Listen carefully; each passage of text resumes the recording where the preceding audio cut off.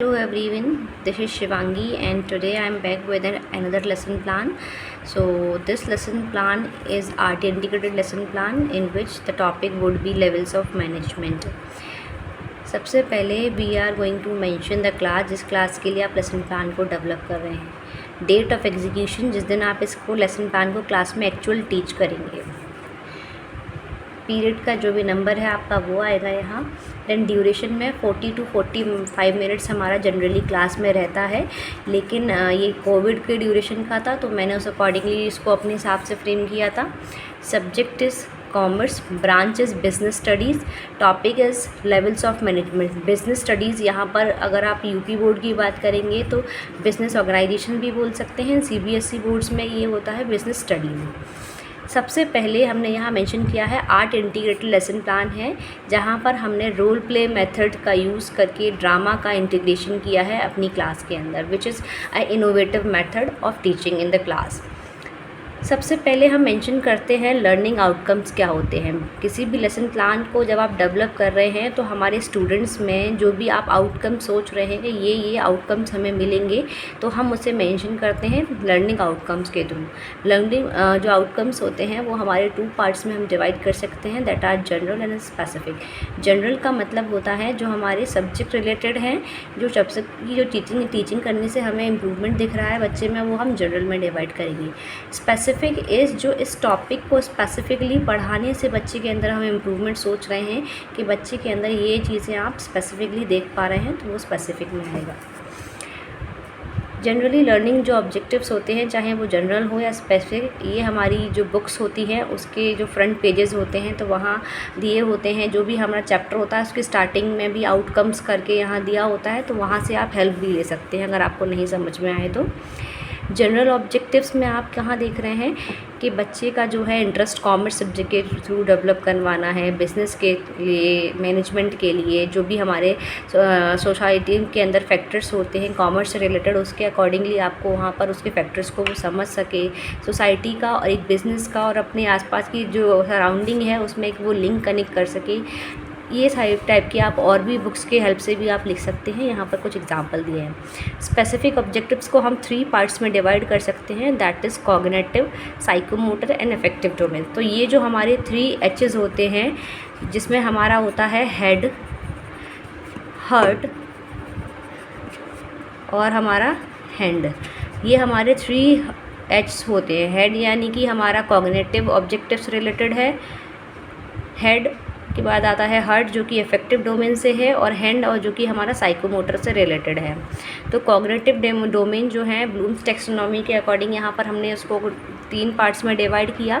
तो जो बच्चे की अंडरस्टैंडिंग होती है उसको डेवलप करना, चीज़ों को डिटरमाइन कर पाना, ये हमारे कॉग्निटिव में आ जाएंगे। साइकोमोटर में आप और भी चीज़ें यहाँ एग्जाम्पल दे रखे हैं, अफेक्टिव में एग्जाम्पल दे रखे हैं, तो आप अपने अकॉर्डिंग यहाँ आप अपने लेसन प्लान के ऑब्जेक्टिव्स को मेंशन कर सकते हैं। Then we have to check the previous knowledge of the students के, मतलब बच्चे को जो भी हमारी बेसिक चीज़ें हैं उसमें क्या क्या नॉलेज है, तो आप उसमें आप बच्चे की नॉलेज के लिए आप कुछ इंट्रोडक्टरी क्वेश्चंस को पूछ सकते हैं, या आपने पहले क्या पढ़ाया है, या जो भी आपकी क्लास की है आपको नॉलेज होती है एज अ टीचर कि हमारी बच्चों की क्या नॉलेज है, वो कितना जानते हैं नहीं, तो उसको आप टेस्ट करेंगे। आप उसका ओरल टेस्ट ले सकते हैं, क्विज़ेस के फॉर्म में ले सकते हैं, जैसे भी आप प्रेफर करें। Here comes the introductory part, जहाँ पर आपने एक रोल प्ले को देख पा रहे हैं, जहाँ पर हमने एक रोल प्ले एक्टिविटी दिखा रखी है। आप अपने अकॉर्डिंग भी कोई भी दूसरी रोल प्ले एक्टिविटी ले सकते हैं, जिसमें आप अपने क्लास के ही बच्चों को कुछ रोल दे सकते हैं, जैसे धीरज, नीरज और सूरज यहाँ दे रखे हैं।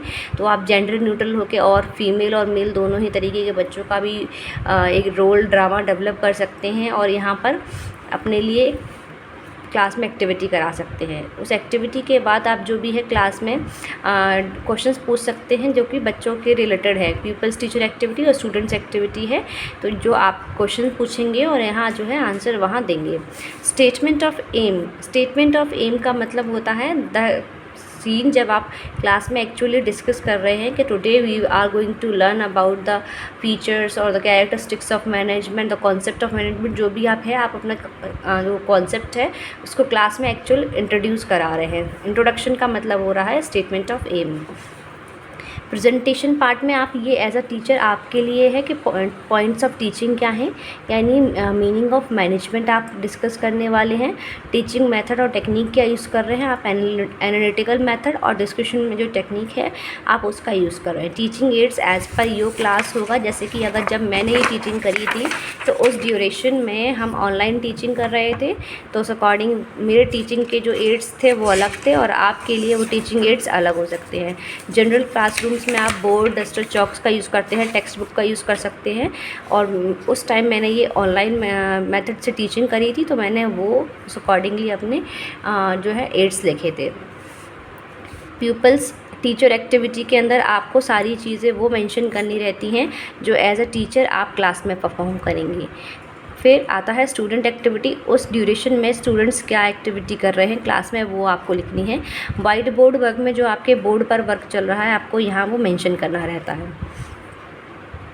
तो डिस्कशन करने के लिए आप जनरली सिंपल टर्म्स में, ले में टर्म्स में बच्चों से पूछ सकते हैं, what do you mean by manage, तो आप मैनेज टर्म से क्या समझते हैं, जो भी आप अपने अकॉर्डिंग क्लास में डिस्कस कर सकते हैं।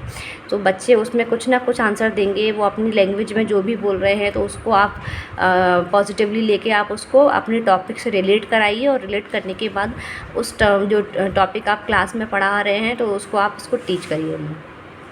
तो लेवल्स ऑफ मैनेजमेंट जो है उसका पूरा आपने बताया कि ये लेवल्स ऑफ मैनेजमेंट होते हैं, और लेवल्स ऑफ मैनेजमेंट को बताने के लिए पहले जब आपने यहाँ पर डिस्कशन किया था तो साथ में क्लास में बोर्ड पर मैनेजमेंट की एक डेफिनेशन भी लिखी है, जिसको बच्चे अपनी कॉपी में नोट डाउन भी कर सकते हैं और बच्चे उसको सुनेंगे साथ में।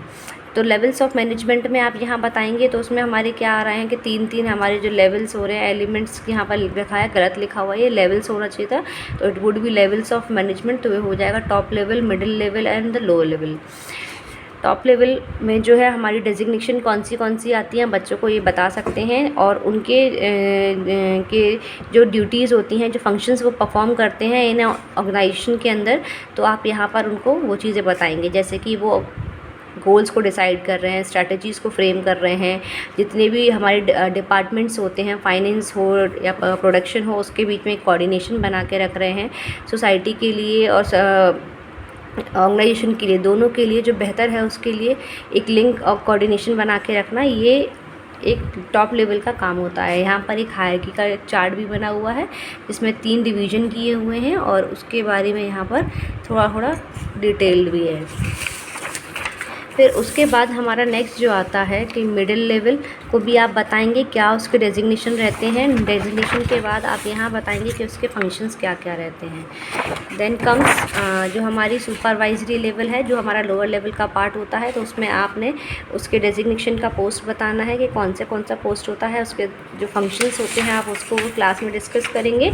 हो सकता है कि बच्चे के फैमिली में से भी कोई ऐसा वर्क जानते हों बच्चे जो उनके फैमिली के मेम्बर्स उस पोस्ट पर हो, तो वो एक्सपीरियंसेस भी आप यूज़ में ले सकते हैं।